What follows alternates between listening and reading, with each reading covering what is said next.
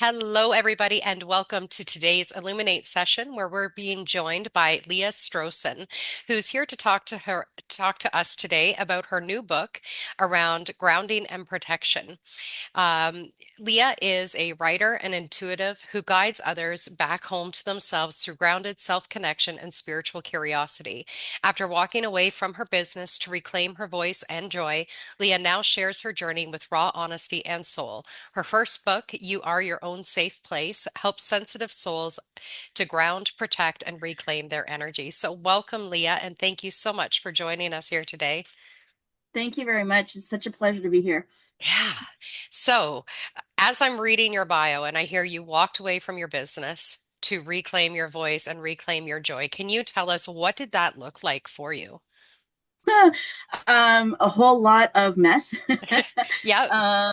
It was a matter of everything I was doing felt like a chore. Every time it was had nothing to do with the clients. It was how I felt serving the clients. It felt so heavy to me. I didn't feel like I was being authentic. Every time I had an appointment, it was like, oh, do I have to do this again? And Mm, again, it wasn't had anything to do with my clients. All my clients have been amazing. It's to do with I felt like I was living a lie. I felt like I was the title and not a person. mm, And that's nobody's fault but my own. yeah. Because I discovered through the whole thing that I was hiding behind the titles. I was hiding behind what I could do instead of who I was. I didn't know who I was as a person. I was a title. I was a machine. I was on automatic. I was good at it. So this is what I was supposed to do, what I had to do. I had no choice. I thought I had no choice. Yeah. And I learned that I did. And to walk away from something as hard as it was, there were so many tears. There were so many days I was huddle on the floor because this was what I thought I had to do, what was my purpose. Yeah. And I just had to walk away from it because I didn't know who I was. I didn't know who I was. And that's what it boils down to. I needed to find out who I was. And after a lifetime of doing all these things that I was apparently so good at, that's all I knew. I didn't know who I was otherwise. Yeah. You bring up such a valid point that I think anybody in any field, whether they're doing psychic work like you are, or being a mom or being a woman or whatever, when we become so identified with what that kind of role is and all of the expectations that come along with the role, we do tend to lose that sense of identity. So when you walked away from your business, and then I assume it was like a journey of self-discovery. It was, yeah. It up to walking away from my business, it was a good, almost. I don't want to say conscious year because it was almost like I was getting soul breadcrumbs. It was taking a break, um, just to decompress and not have any appointments, and I loved that time because it was I don't have an appointment. I can have my evening to do whatever I wanted. And also having a 9 to 5 job on top of that. So there was burnout on top of that.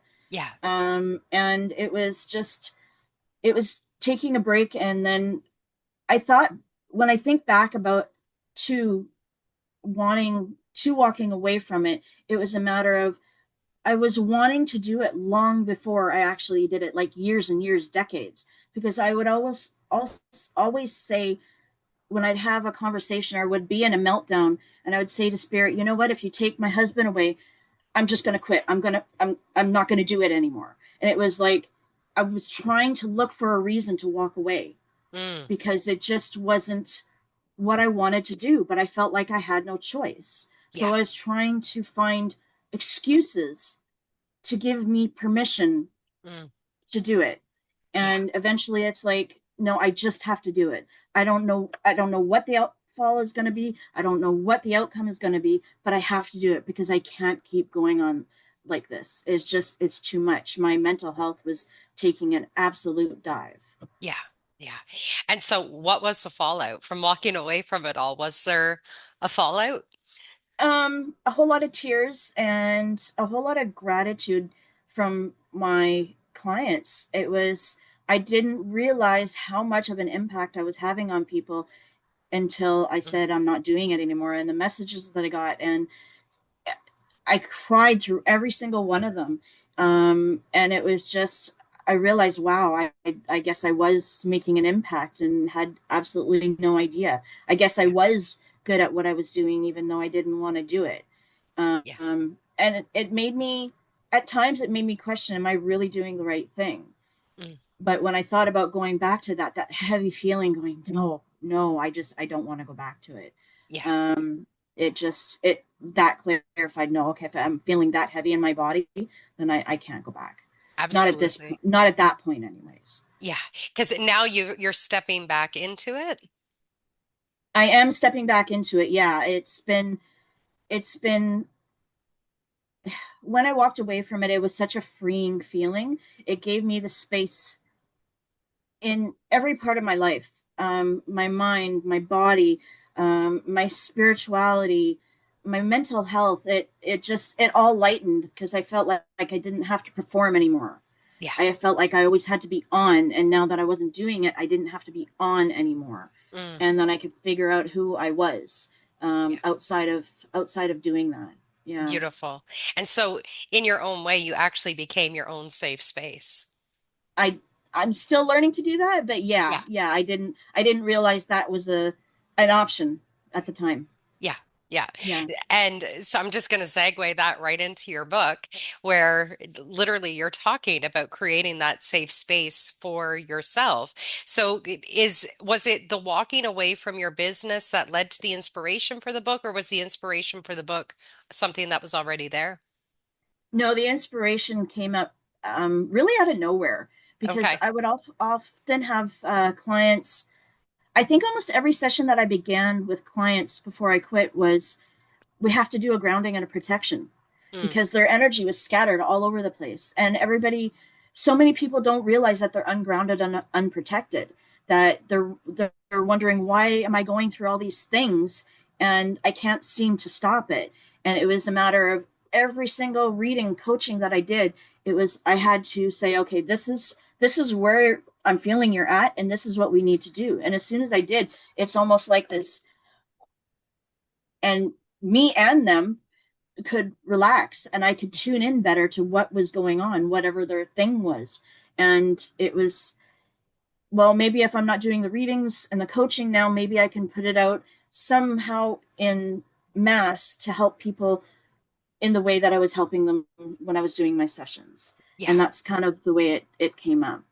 Beautiful. Beautiful. Because it really is about trying to reach more people, right? Mm-hmm, mm-hmm. Now, why do you think people have such a hard time with that grounding? I think we're taught from basically birth, it's all about the outside world. Mm. It's all about what anybody else thinks, what our parents think, what our friends think, what we're supposed to do in school. We are never ever taught that we need to go inside, even for 2 minutes, and just take a breath, close your eyes, put our feet on the floor, on the grass, touch something, and just put ourselves back in our body. And just for that 2 minutes, even 30 seconds, just close out the world.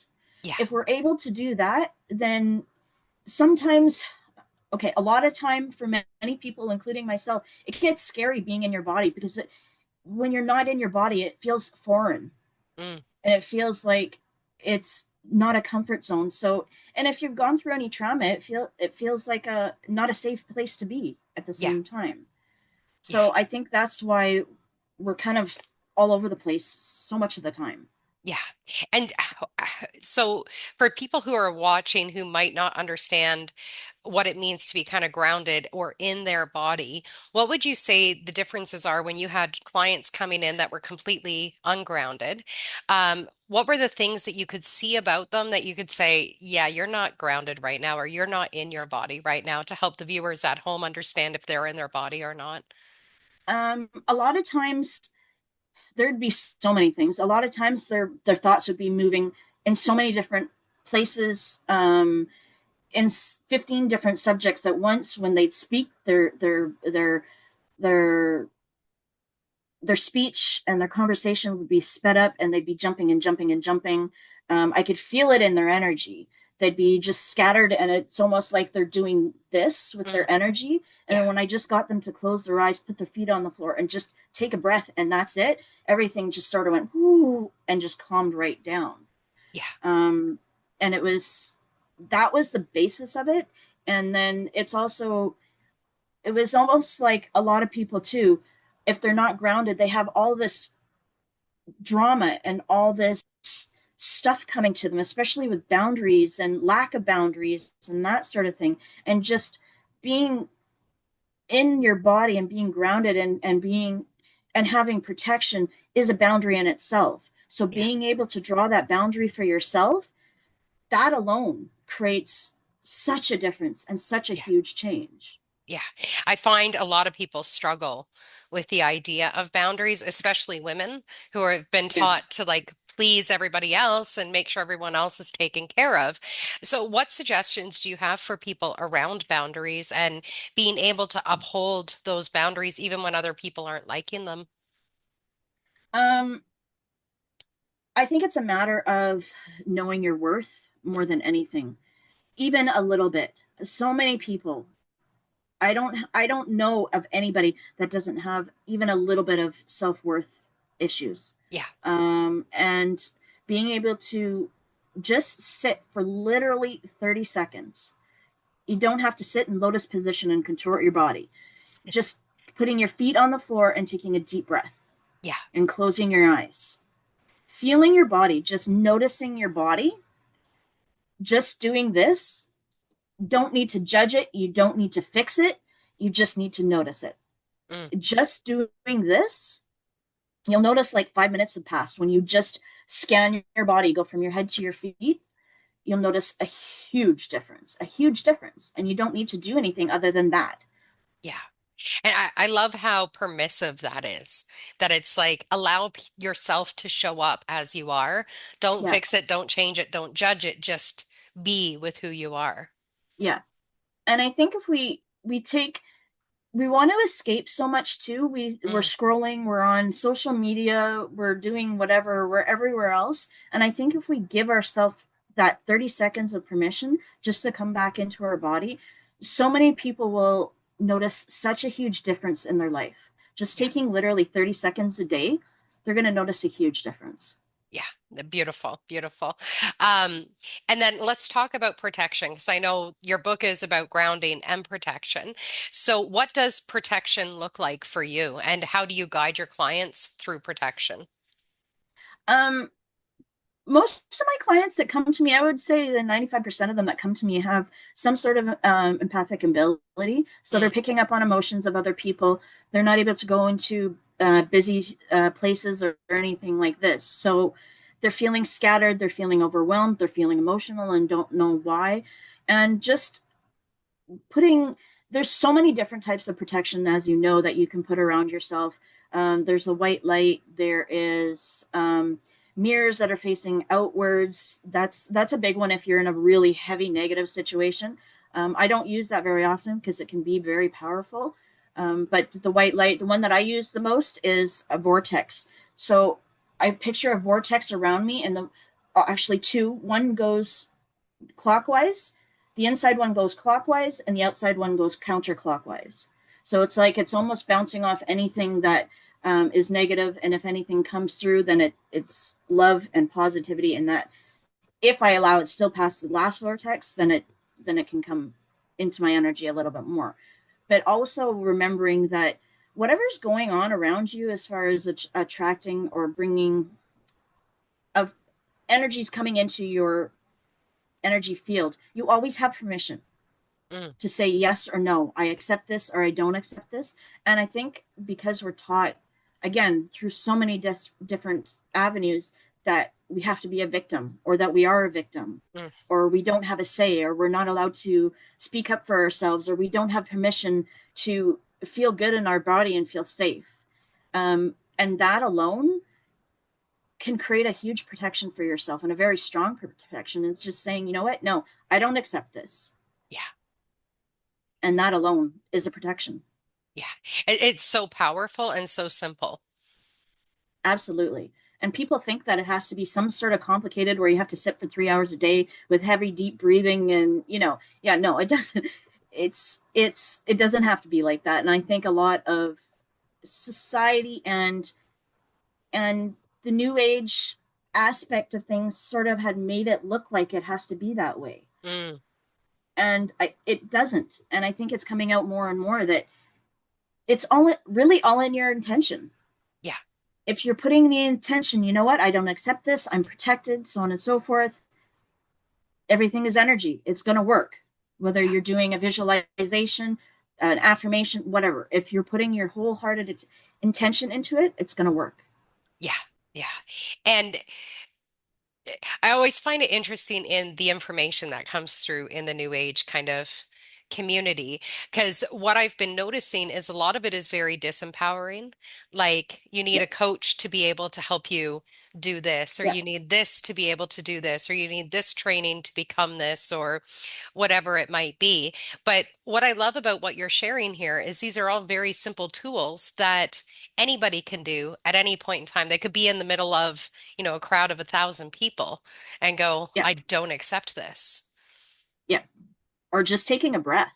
Just Yeah. taking a breath is huge because so many people are holding their breath, waiting for the next shoe to drop almost because they're Mm, so used to being bombarded with energies and requests and demands that they hold their breath going, what's next, what's next, what's next, and just taking a breath, stopping and taking a breath, it yeah, makes a huge difference.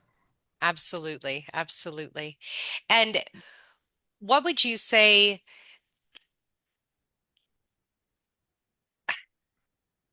I mean, I understand about all this kind of information coming to us and like bombarding us, and then we hold our breath. Why do you think that is that we do end up holding our breath? Is it from just not wanting to receive what is kind of coming at us? And is there a way that we can protect ourselves even more when we're in these kinds of situations? Especially, I find a lot of times from social media, the news and that sort of thing, we have access to a lot of things that are happening in the world.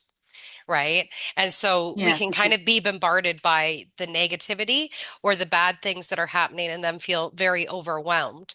And I can even feel myself as I talk about that. I'm like, yeah, I can see where I hold my breath there too. Mm-hmm. Um, so do you think that's just part of like the human conditioning that we have, or is there more to it that could be explored on on an individual basis? Well, for one, we're not told how to breathe properly. We're Mm, never taught how to do that. And I yeah. think it's part of that fight, flight, freeze, fawn Yep. response that as soon as we are bombarded with something, it starts that fear coming up, it starts that adrenaline, and we're okay, I got to deal with this. And we never ever give ourselves the opportunity to say, okay, this can wait 2 seconds while I take a breath. I take a breath, I center myself. Okay, now I can deal with it. If we are able to stop ourselves for enough to take a breath, then yeah, that's going to change everything. But I think when we are so everybody's dealt with some sort of trauma, whether it's the big T trauma or the little T trauma or whatever it is, it's just the response to hold our breath. Yeah. And I have, unless somebody has been taught about breathing and how to do breath work and that sort of thing, we all start with holding our breath, regardless of what we say. At some point or another, even if we're practicing breath on a regular basis, there's still going to be times where we're still holding our breath because it's the body's response Yeah. to overstimulation, Yeah. basically. And I know you were saying earlier that you deal with a lot of clients that are empaths and they're like highly sensitive beings. Mm-hmm. So for people who would identify as being an empath or identify as being a sensitive being, is there more that someone who's open in that way needs to do in order to ground and protect themselves? Huge boundaries. Huge. Just, That's the main thing is boundaries. Is a lot of times I find that the people that are the especially highly sensitive empaths have gone through a lot of trauma. yeah, So in order to not have to deal with their trauma, they're in everybody else's energy. It's easier to deal with everybody else's energy than it and trauma and issues than it is to deal with mine. Yeah. So I'm going to have my fingers in all these other little pies so I don't have to face what I need to face. Mm, And as soon as we pull ourselves back and and be in our bodies, and I have had huge issues with this because of my own traumas of being in my body and not feeling safe, even though that everything in my life showed that I was completely, totally, and utterly safe. yeah. It was still felt unsafe just because those traumas come up when you come back into your body because Yeah. you have nothing to distract you. Your mind is right here, right in your legs, right in your hands, right in your arms, right in your torso. So it's like, oh my god, all these things are stuck in my body. Yeah. So it's scary to be back in your body. So when we can understand that, okay, if I'm looking outside my life and I've created this blanket of safety in these pockets, even maybe not all of it, but in these pockets where I can sit and I can rest and I can be safe. Okay, maybe in this pocket I can feel safe in my body, even for a couple of minutes. Mm, And being able to do is the start of one, knowing your worth, feeling like you're enough, setting boundaries, and doing your protection. yeah. That takes 2 minutes. And doing all that in 2 minutes, that's huge. That's huge. Absolutely. Absolutely. I love that you bring up that empaths are typically those who have experienced a lot of trauma. And so they jump out of their own experience to help everyone else with theirs. Because it was such a huge realization for me a few years ago. I was at a retreat, and at the retreat, we were doing this meditation, and there was this younger woman that was leading us through the meditation, and she had us connecting in with our inner child.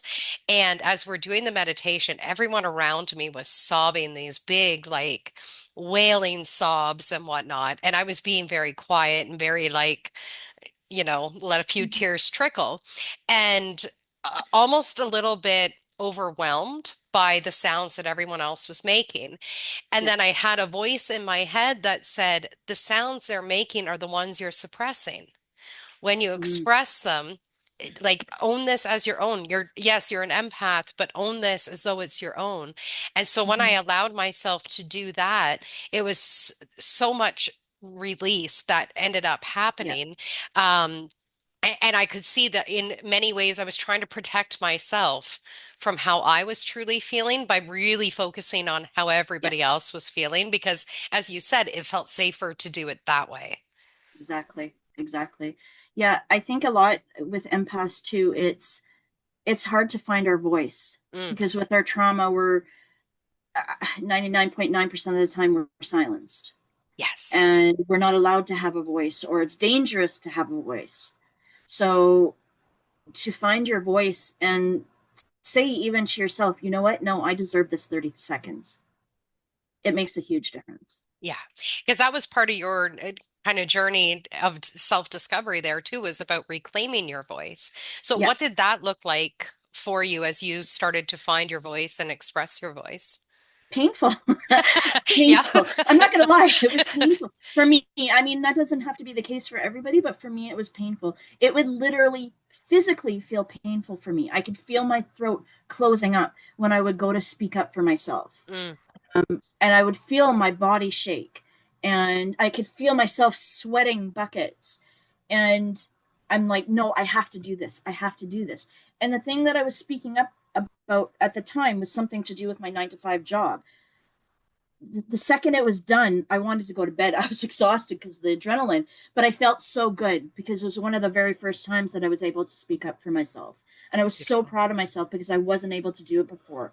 And if you can remember or even think about that and place yourself in that situation of the after, of what am I going to feel like after I speak up for myself? Mm, I'm going to feel so good. Yeah, it's going to be scary as fuck, but I'm going to feel so good because I set a boundary. I stood up for myself. I protected myself when nobody else would before. mm, And that feeling is euphoric. It really, really is. And that's what I found. And it gives you the courage to keep doing it, even if it's little things. yeah. And that's what kept me going. That's what helped me um, put the book together too. I mean, don't get me wrong, I was scared shitless before I hit publish on that book. Yeah. But the fact that I had so many people supporting me and encouraging me and that sort of thing that helped as well. Absolutely. Absolutely. And I love how honest and real you are about the process, that it's not like, oh, I just woke up one day and was like, I'm going to reclaim my voice. And oh, here I am. Definitely not that. No, it hasn't been my experience either, where it's Yeah. like, it's painful. And when you talk about, your body shaking and the nerves and everything that come up, because I think a lot of the narrative in, again, the kind of new age world is when you unblock your throat chakra, it's just about expressing yourself and whatnot. But no one really talks about all of the steps that need to happen beforehand, because you Hmm. really do have to psych yourself up, especially if there's been, punishment for speaking your truth, or if you've been rejected or abandoned by expressing yourself. It's all of those fears that come up, and Absolutely. our minds, or at least my mind, it never goes to like the most positive outcome. It usually goes to the worst We're case scenario. we're not trained to go to the most positive. We're Yeah. trained. We're programmed to protect ourselves. Yeah. So it's always going to go to worst case scenario. Yeah. Yeah, exactly. And so in finding the voice and expressing your truth, I know in my mind it's always been like people are going to hate me if I say this, Yeah, or they're going to exactly. reject me, or they're going to Yeah. abandon me or whatever. And Yeah. then what I started to realize is it's either they're abandoning me or I'm abandoning myself. Yeah. Like, choose your abandonment, Yeah. you know? Yeah. If they're abandoning you, so be it. There's nothing you can do to control how they react, feel, or think. If I'm doing it, I have to live with that, and that sucks. That Yes. feeling is horrible. Yes. Yeah. And so I know you talk a lot about worth and how having a lower sense of self-worth kind of makes it easier to not have boundaries, to not protect yourself, to not ground yourself. And I would also say in not speaking your truth as well, right? Because if you're Yes. not valuing your own words or your own expression, it can really contribute to a lower self-worth. So, what steps or advice would you give to people who are struggling with feelings of not being worthy? Um, there's lots of outlets you can do. Doing these little steps of just grounding and protection is steps you can do that cost nothing. Mm, If money's tight, I know it's tight for many people right now. So yeah. doing these little things, finding things that make you happy, even if it's little, even if it's having a cup of tea, curling up with a good book for an hour, doing something that lights you up, Mm, that create some sort of joy or bliss or contentment or feeling of in your body, then do it for a short amount of time. It costs absolutely nothing to do it for 5 minutes, 10 minutes, a half an hour, whatever you can afford time wise, do it. And doing these little steps, it's almost like you're opening up a doorway to invite other things in that, oh, I might like this, or I might like this, or I might like this. And it's almost like parts of yourself open up and begin to trust that this is a safe thing for me to do where I feel good when I'm doing it. And for a lot of people that have been through a lot of shit, feeling good feels unsafe. As mm, contradictory as that is, yeah. it is so true. Right now, I'm still learning to live with feeling safe in joy because it's really, really hard, even though I've experienced tons of joy. But to be conscious in my joy, Mm, that's like, oh my God, what is this right now kind of thing. yeah. And it's taking little steps. You don't need to do big leaps because you're going to put yourself into shock. And I know if I take big leaps, it's like, no, too much, I'm gone. I'm going back to my Mm, comfort zone. That's not going to work for me. yeah. So taking little steps, I know sometimes we want to take big leaps because we want to not feel the discomfort, but the discomfort is where the growth happens and where you learn to feel stronger in your sense of self and who you are and what you're capable of. Yeah. So being in the discomfort is actually a good thing. It'll eventually become comfortable. And Yeah. just remember that if I'm feeling icky right now, I'm eventually going to feel comfortable with where I am. Mm, yeah. The whole this too will pass. Yes, exactly. And Yeah. I love that you bring up about not being comfortable in the joy, right? Like we really have to train ourselves. Like Yeah. joy is okay. Yeah, Happiness is exactly. okay. Love is okay.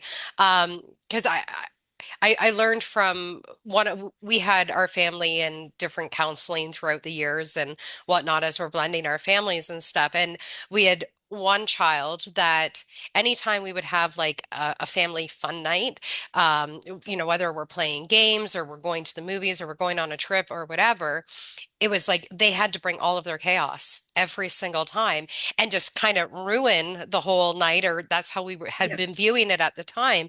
And one of the counselors had actually said to us, because their early life was based on so much chaos that was happening, every time there's something that's joy filled, they have to create chaos because the joy is too uncomfortable. The Yeah. chaos is the only comfort that they have. And so Yeah. that shifted everything for us to be able to go, okay, so we got to kind of attune them to, Yeah. hey, joy is okay here. Yeah, exactly. It's yeah, when we're programmed to be in fear and to be uncomfortable in whatever things that are not serving us to the highest and best good, then being in something that can serve us to the highest and best good is scary, it's uncomfortable, it feels completely unsafe. And then it goes into the whole subconscious unconscious thing where all these things are programmed into us that we don't even realize are there consciously. So when we're put in a situation that feels joyful, our unconscious mind is going, no, unsafe, unsafe, unsafe. We've got to do something else. We got to go back to our comfort zone because this is going to kill us. When it's Mm. not, it's just something new, and it's Us, right? It's like yeah, you're doing a great job, bud. yeah, No, but you're yeah, also limiting me in a lot of ways right now. yeah, exactly, exactly. Yeah, we went zip lining last week. We were on vacation and we went zip lining. And as we're standing in line, I was very aware of my subconscious mind telling me, like, you're gonna die. The Yeah, rope is going to break, you're going to die. The rope is yeah, going to break, your kids are going to die. Like, it just kind of yeah, comes in worst case scenario. yeah, And thankfully, I had this other part of my mind that was also watching other people who were ziplining and going, okay, so every single person today has made it across. Every single mm-hmm, person today hasn't died. So there's a good yeah, chance you're also just not going to die. Um, and so whatever, we did it, and despite the fear. But it is amazing how easily those voices, the subconscious mind comes in and how believable they actually are when you don't have that kind of, I'm going to say, a brake pedal to stop yeah, it and go, I get you. I yeah, understand why you're yeah. saying this, but also there's another reality that's available here. I think it's a matter too of learning to be conscious. Everybody, we all do it at some point or another. We're all on automatic. Mm, We're all just going to get through. yeah. We're just doing to get through this, to get through that, to do that. But if we could stop for 2 seconds when that unconscious thought starts coming up, or that feeling in our body, or that emotion, and just stop, take a breath, and say, okay, you know what? What happens if the best possible scenario could come out of this instead? Or even a mediocre one to compared to the worst case scenario. Yeah. What if just a mediocre, nothing, very boring ex- experience happens? You know, just being conscious of that, Yeah. it's still going to make a difference. And then getting through that and going, oh, okay, well, that was just actually really boring. I could go with boring instead of going to the top joyful, euphoric. Let's start with boring. Just being conscious of that and to Yeah. start with, that can make a huge difference too. Absolutely, absolutely. It's like there can be a middle ground here as well. Yeah. Yeah.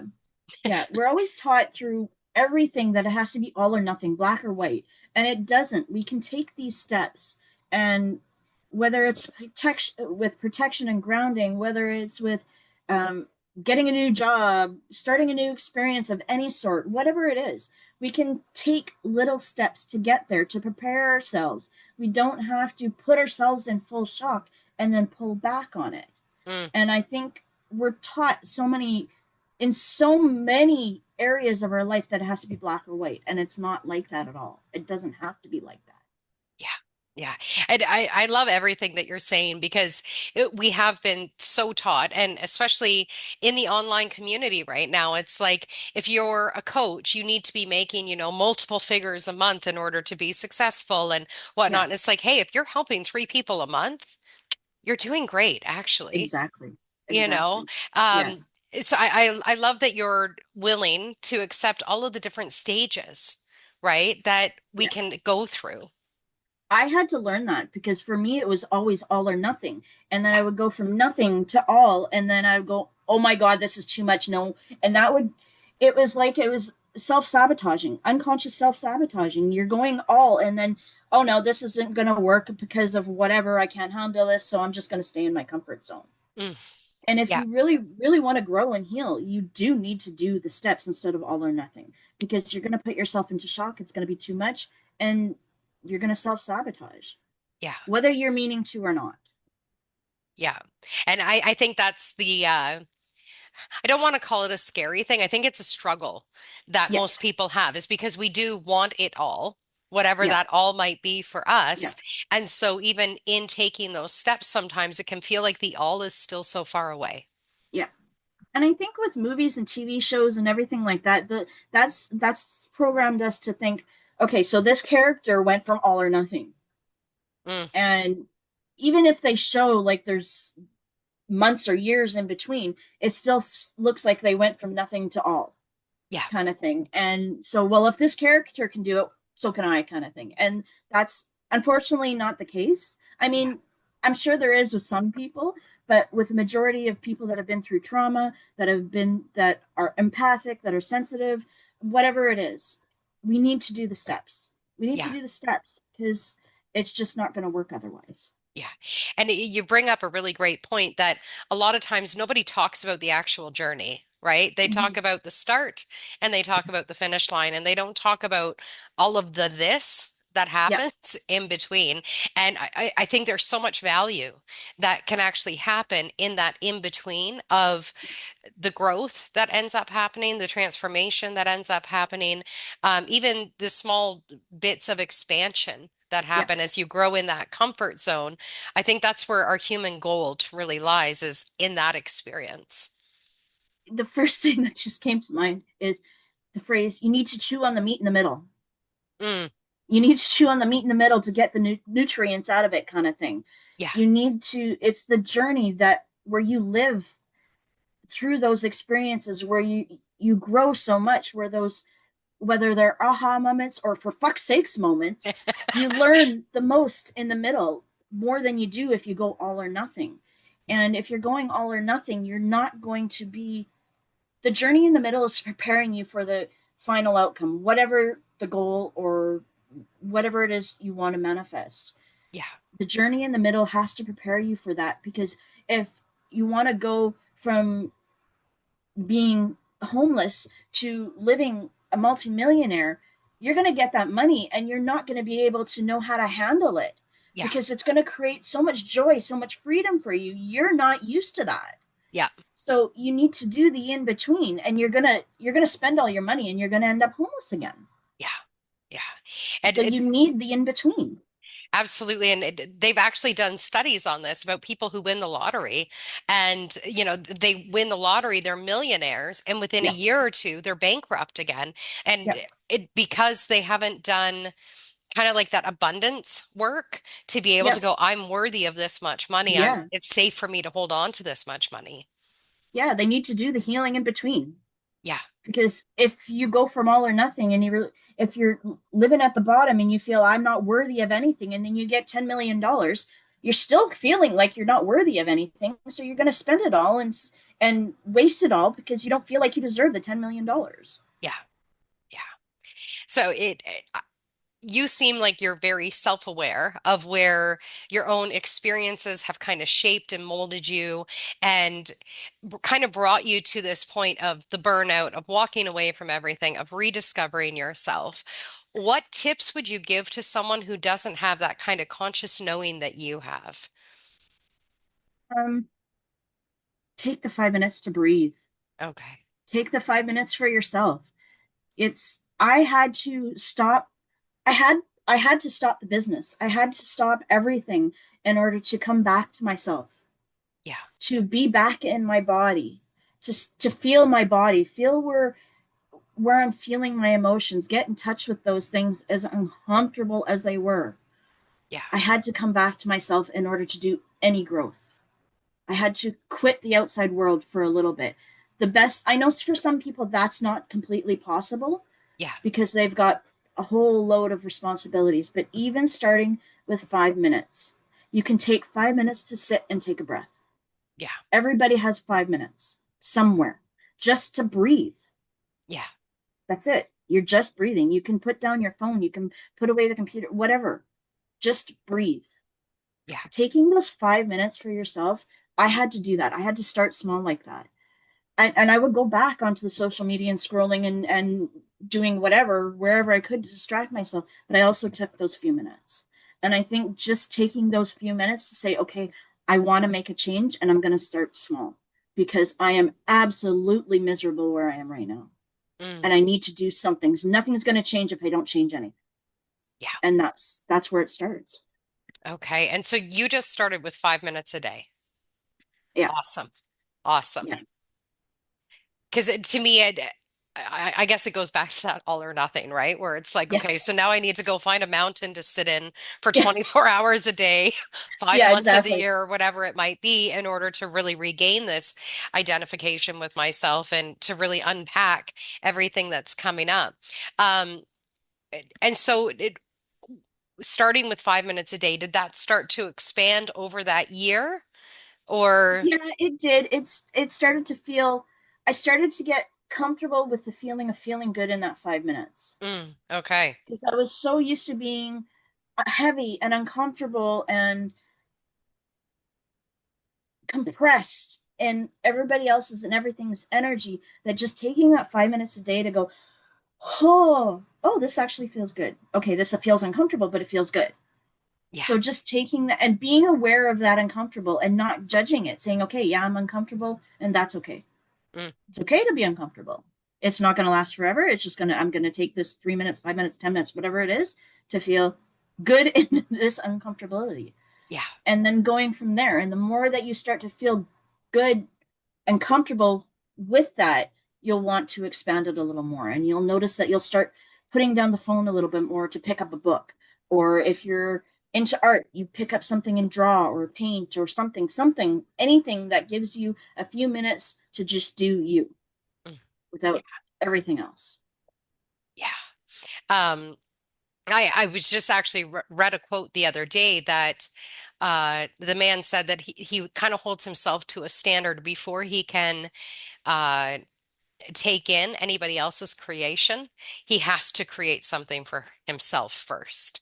And Yes. I really like the idea of that because I think a lot of us get into the habit. First thing you wake up, maybe you grab your coffee. This is my habit. I grab my coffee, I grab my phone, and I sit with my coffee and I go on Yeah. my phone and I look at everybody else's creations and everything else that they've Yeah. posted and whatnot.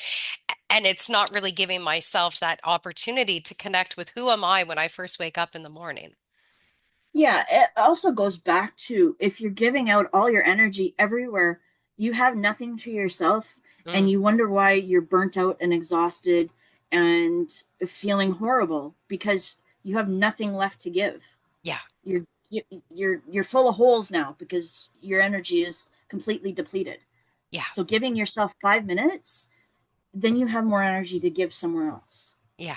And then do you encourage people, just because you were talking about holes and energy just kind of leaking out, but do you encourage people to kind of seal what those holes might be or where that Yeah, energy might be getting lost for them?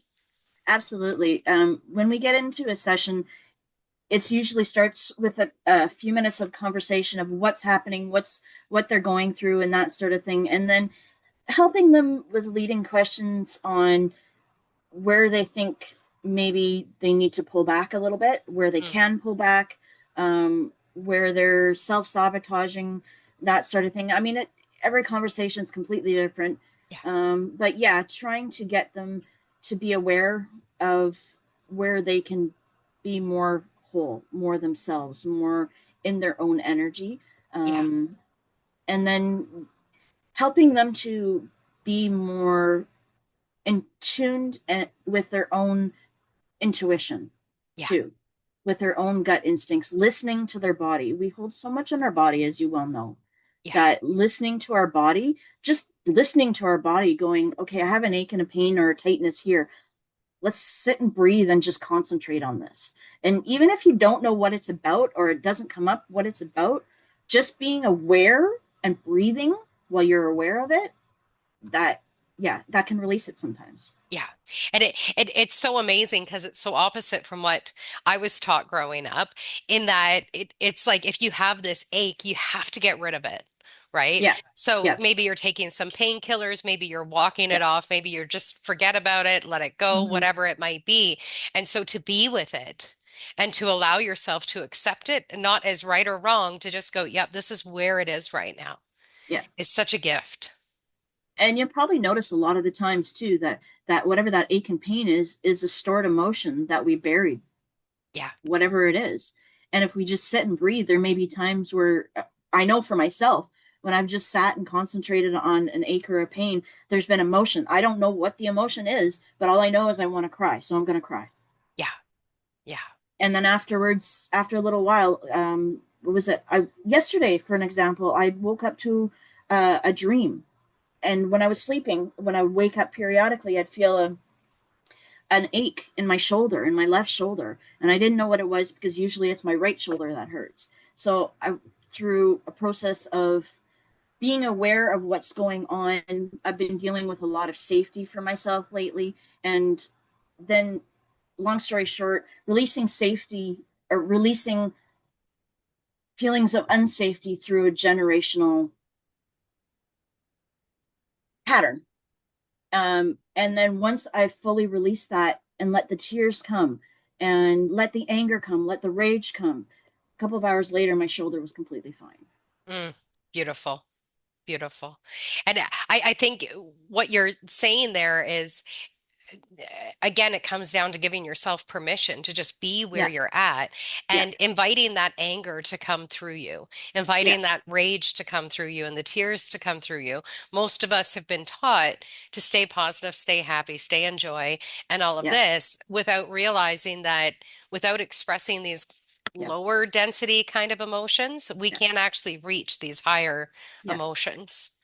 Yeah, there was even myself for a long time. There was times where I would say the emotion becoming, no, I have to stay positive, or I'm afraid of this. No, I can't feel the fear. I have to stay positive and think of the best possible scenario instead of going, okay, where's this fear coming from? Yeah. I need to go deeper into this, get to the source if I can, or at least, very least, feel the emotion of whatever it is and let it Yes. go. Yes, And we've been so taught, like, if you're afraid of it, well, don't think of the bad thought of the bad yeah, thing that could happen, because then you're going to yeah, create that. And it's like, yeah, well, no, I have to honor the fear that's coming up as yeah, being, this could be a real reality, or maybe it's connected to a previous reality that may yeah, not even be mine, but yeah. someone has to feel it, someone has to express it.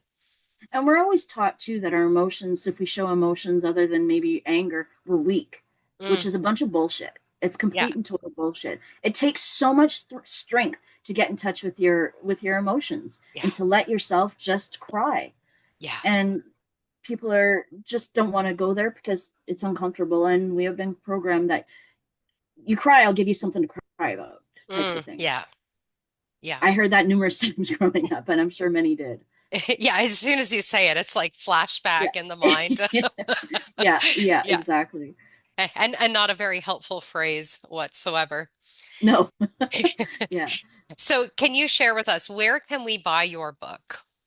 You can buy it on Amazon. I have the link posted on my Instagram. Um, I think that's the only place I have it. I think you can also contact me and I can send you the link. You can contact me through my Instagram, which is just Leah Strocen, or my Facebook, Rev Leah Strocen, Awesome. as well. I'm still working on my website, so I don't have that one up yet. That's perfectly fine. I'll make sure that I've got the link there for people to be able to contact you and to be able to purchase your book. You Wonderful. are your own place, is what it's called for anybody who might be interested in learning how to ground and protect themselves more so they can live a more fulfilling life, I'm going to say. Um, Now, one last question, and I ask this of every guest that's on here. If you could tell the world one thing right now to help the world heal, what would you ask, or what would you want to share with the world? Um, Allow yourself to be uncomfortable, Mm, even for a little bit. When you allow yourself to be uncomfortable, once you get through that, you look back and go, okay, that wasn't that bad after all. If I can make myself feel a little bit uncomfortable in something that I need to deal with, then I can do hard things. And if we can do hard things, we can do anything. beautiful. Absolutely beautiful. Thank you so much, Leah, for joining me Thank here you. today and for sharing all of your knowledge and wisdom with us all. For anyone who is interested, her new book, You Are Your Own Safe Place, is available on Amazon. And you can connect with Leah on Instagram at Leah_Strocen, Strocen, or on Facebook at Rev Leah Strocen. So thank you so much, Leah, and enjoy your day, everyone.